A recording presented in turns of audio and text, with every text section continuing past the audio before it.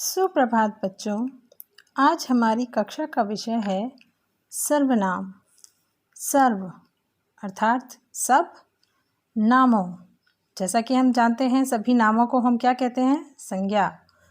के बदले जो शब्द आते हैं उन्हें सर्वनाम कहते हैं।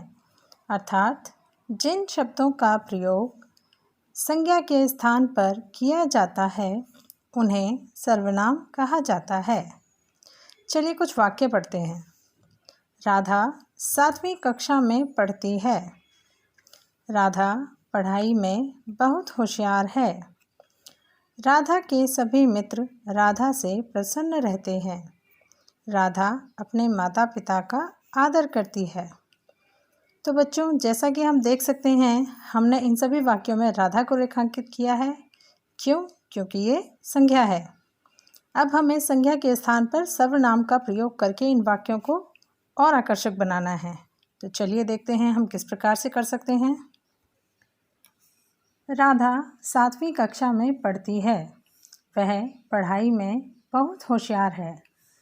उसके सभी मित्र उससे प्रसन्न रहते हैं। वह अपने माता पिता का आदर करती है। तो जैसा कि हम देख सकते हैं पहली पंक्ति में हमने राधा लिखा है, उसके बाद में जितने भी हमने सर्वनामों का प्रयोग किया है वह सब किससे संबंधित हैं? राधा से। ये सभी क्या कहलाएंगे? सर्वनाम। वह, उसके, उससे, वह। मैं, तू, वह, आप, कोई, यह, ये, वे, हम, तुम, कुछ, कौन, क्या, जो, सो, इसका, उसका, जिसका आदि, ये सब क्या हैं? सर्वनाम। अन्य सर्वनाम शब्द भी इन्हीं शब्दों से बने हैं जो लिंग, वचन, कारक की दृष्टि से अपना रूप बदलते हैं। तो चलिए बच्चों, अब हम पढ़ते हैं सर्वनाम के भेद। सर्वनाम के 6 भेद होते हैं।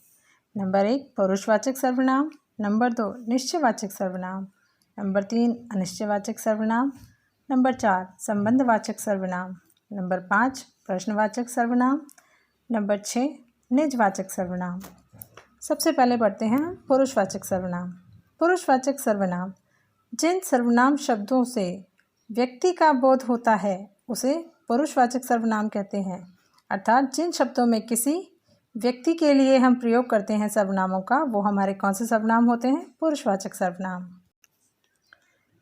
पुरुषवाचक सर्वनाम स्त्री व पुरुष के नामों के बदले में प्रयोग किए जाते हैं। अर्थात पुरुषवाचक सर्वनाम में ज़रूरी नहीं है कि स्त्री ही हो या पुरुष ही हो, इन दोनों के नामों के बदले हम इनका प्रयोग कर सकते हैं। जैसे मैं आता हूँ, ये हमने अपने लिए इस्तेमाल किया है। तुम जाते हो, ये हमने किसी सामने वाले व्यक्ति के लिए इस्तेमाल किया है। वह भागता है, ये हमने किसी अन्य व्यक्ति के लिए इस्तेमाल किया है। इन वाक्यों में मैं, तुम, वह सब क्या हैं? पुरुषवाचक सर्वनाम। आप देख सकते हैं पुरुषवाचक सर्वनाम के भी 3 प्रकार होते हैं। नंबर 1 उत्तम पुरुषवाचक सर्वनाम, नंबर 2 मध्यम पुरुषवाचक सर्वनाम, नंबर 3 अन्य पुरुषवाचक सर्वनाम। तो चलिए बच्चों, सबसे पहले हम पढ़ते हैं उत्तम पुरुषवाचक सर्वनाम। जिन सर्वनाम शब्दों का प्रयोग बोलने वाला व्यक्ति अपने लिए करता है उन्हें उत्तम पुरुषवाचक सर्वनाम कहते हैं। जैसे मैं, मेरा, मुझे, मुझको, मैंने, हम, हमारा, हमारी आदि। जैसे मैं खेलने जा रहा हूँ, तो ये हमारा कौन सा पुरुषवाचक सर्वनाम है? उत्तम पुरुषवाचक। इसके बाद देखते हैं मध्यम पुरुषवाचक। जिन सर्वनाम शब्दों का प्रयोग सुनने वाले के लिए किया जाता है, अर्थात सामने वाले के लिए किया जाता है, उन्हें मध्यम पुरुषवाचक सर्वनाम कहते हैं। जैसे तू, तुम, तुम्हें, तुमने, तुम्हारे, आप, आपके आदि। वाक्य में प्रयोग करके देखते हैं। तुम कहाँ जा रहे हो? इसका मतलब हम सामने वाले व्यक्ति से पूछ रहे हैं, तो वो सामने वाला व्यक्ति हमारा क्या कहलाएगा? मध्यम पुरुषवाचक सर्वनाम। इसी प्रकार से अन्य पुरुषवाचक सर्वनाम जिन सर्वनाम शब्दों का प्रयोग किसी अन्य व्यक्ति के लिए किया जाता है उन्हें अन्य पुरुषवाचक सर्वनाम कहा जाता है। मतलब किसी तीसरे व्यक्ति के लिए, एक होता है बोलने वाला, दूसरा होता है सुनने वाला, जो तीसरा हम किसी अन्य व्यक्ति के लिए बात करते हैं वो हमारा होता है अन्य पुरुषवाचक सर्वनाम। जैसे वे, यह, वह, इनका, इन्हें, उसे, उन्हें, उन्होंने, इनसे, उनसे आदि। जैसे मैंने उसे कुछ काम करने के लिए दिया था परंतु उसने नहीं किया। इसका मतलब हम किसी तीसरे व्यक्ति के लिए बात कर रहे हैं, तो वो तीसरा व्यक्ति क्या कहलाएगा? अन्य पुरुषवाचक सर्वनाम।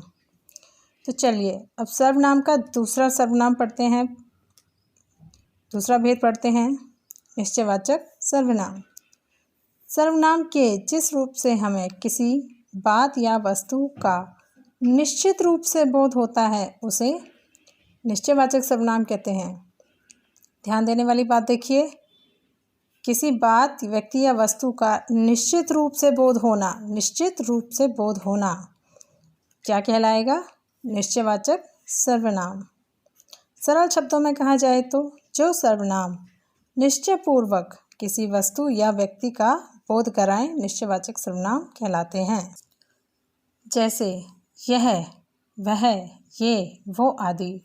अर्थात यह एक पुस्तक है में मतलब यह एक पुस्तक है, इसका निश्चित रूप से बोध हो रहा है, तो ये क्या कहलाएगी पुस्तक हमारी?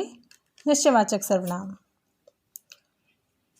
पुस्तक के लिए हम जो शब्द यूज़ कर रहे हैं यह हमारा निश्चयवाचक सर्वनाम कहलाएगा। इसी प्रकार अनिश्चयवाचक सर्वनाम, जिस सर्वनाम शब्द से किसी निश्चित व्यक्ति या वस्तु का बोध ना हो, देखिए ध्यान देने वाली बात, निश्चित व्यक्ति वस्तु का बोध ना हो उसे अनिश्चयवाचक सर्वनाम कहते हैं। अर्थात जो सर्वनाम किसी व्यक्ति या वस्तु की ओर ऐसे संकेत करे कि उसकी स्थिति निश्चित ना हो, उन्हें अनिश्चयवाचक सर्वनाम कहते हैं। जैसे कोई, कुछ, किसी आदि।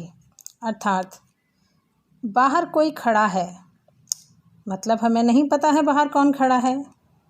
दाल में कुछ गिर गया है, अर्थात हमें नहीं पता है कि दाल में क्या गिरा है, अर्थात हमें उसकी स्थिति के बारे में नहीं पता है, निश्चित रूप से नहीं पता है, तो उसे क्या कहलाएंगे? अनिश्चयवाचक सर्वनाम। तो बच्चों, आज की कक्षा में हमने सिर्फ 3 सर्वनामों के बारे में पढ़ा है। शेष हम 3 सर्वनाम अगली कक्षा में पढ़ेंगे। धन्यवाद।